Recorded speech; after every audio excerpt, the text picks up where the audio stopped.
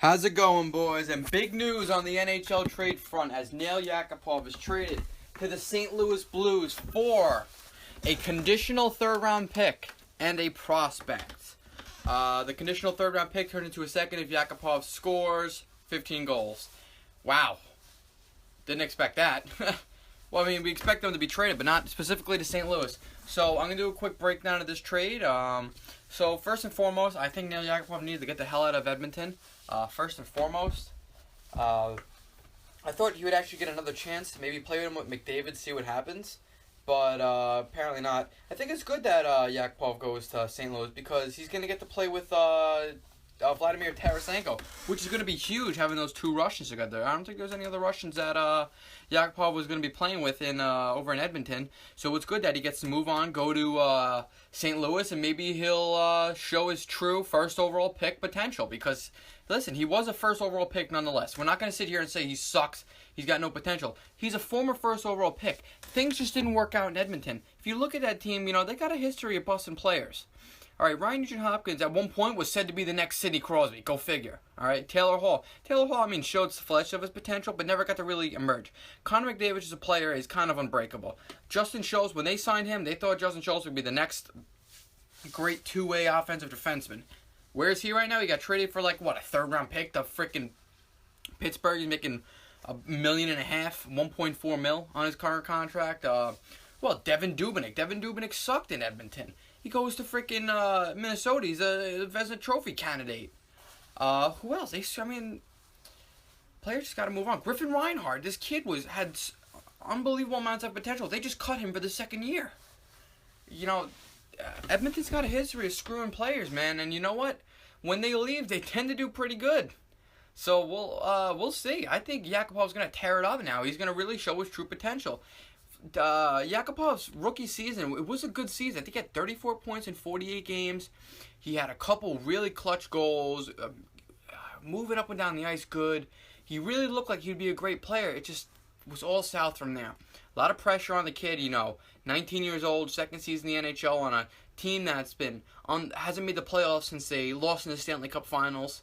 A lot of pressure on them. The fan base is killing them. You know, you're in Canada, big hockey market, especially Edmonton, home of Gretzky, Messier, Paul Coffey, all the greats. You know, the pressure was on, and I'm sure Yakupov felt it. But now, he's got to be able to put that past him. Because if Yakupov does not put Edmonton past him, he's never going to show his true potential, and he's just going to be a 30-point guy at best who's got all the tools but just can't use them.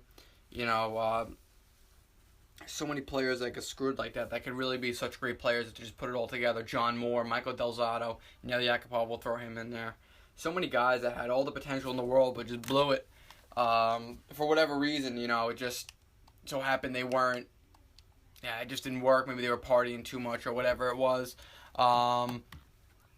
Yeah, but if I gotta renew my predictions now because, you know, Nail Yakupov now in St. Louis, I'm going to make a bold-ass prediction here. I'm saying Yakupov 25 goals. I'm going to say between 50 and 60 points only.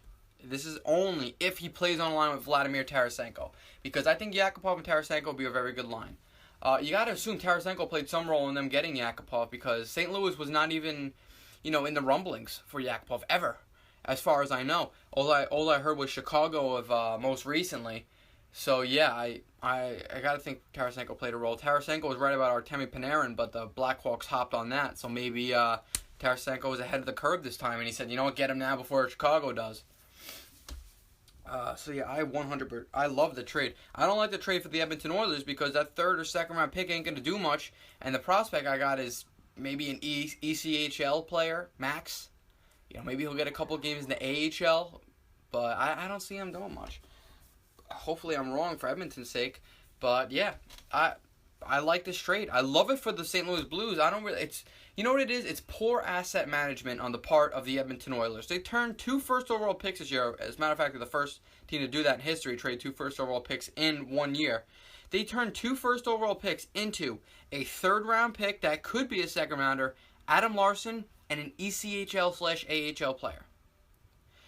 That's poor asset management. Adam Larson for Taylor Hall, that was a good trade. Granted, Taylor Hall is a much better player in that scenario. I think the reason it cost us so much to get Adam Larson because Adam Larson really was a solid defenseman in New Jersey. But regardless of that, you know, it just shows the scouting in Edmonton maybe wasn't as great. The coaching was not good. The general manager before Chiarelli, was it Craig McTavish, right? Yeah, it was not. Clearly, the team didn't run right. They made, first of all, Edmonton made huge mistakes. You have 4 first overall picks, okay? 4 of them were forwards. Their offense was fine. Sean Horkoff was still at the top of his game. Ryan Smith was still playing good. All these guys were doing good. They draft Nugent Hopkins, fine. Take Nugent Hopkins. Taylor Hall, good. That's great. Nail Yakupov, you didn't need another forward. You needed defense. They could have drafted Ryan Murray and maybe been in a much better scenario. And Columbus did the same thing. They drafted a defenseman when they needed a forward. They drafted Ryan Murray. Now they need defense because their defense sucks, and Ryan Murray's never going to hit his max potential because he's been playing sheltered minutes nearly his whole career. Finally, just this past year, he had a really good year.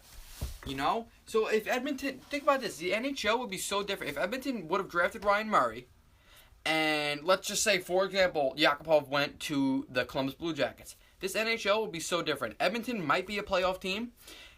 Nugent Hopkins may have been the next Crosby. Taylor Hall may be scoring 45 goals a year. And Columbus might be a sick team right now. Maybe Yakupov emerges a 30-plus goal scorer, 70-point guy. Who knows? You know, it's just crazy, man. The asset management was not good on the Oilers' part. But then again, they couldn't get much for Yakupov. His trade value was so in the dirt.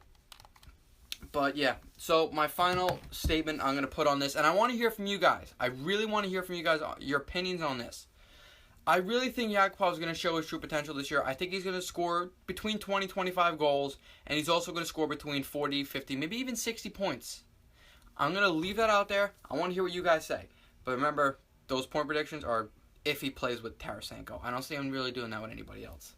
So yes, please, everybody, I want to hear feedback. If you don't agree with me, you don't agree with me. Tell me why I'm wrong. Let's talk. Let's have a conversation, all right? Thank you, everybody, for watching. Leave your comments below, and I'll see you in the next one. Peace, boys.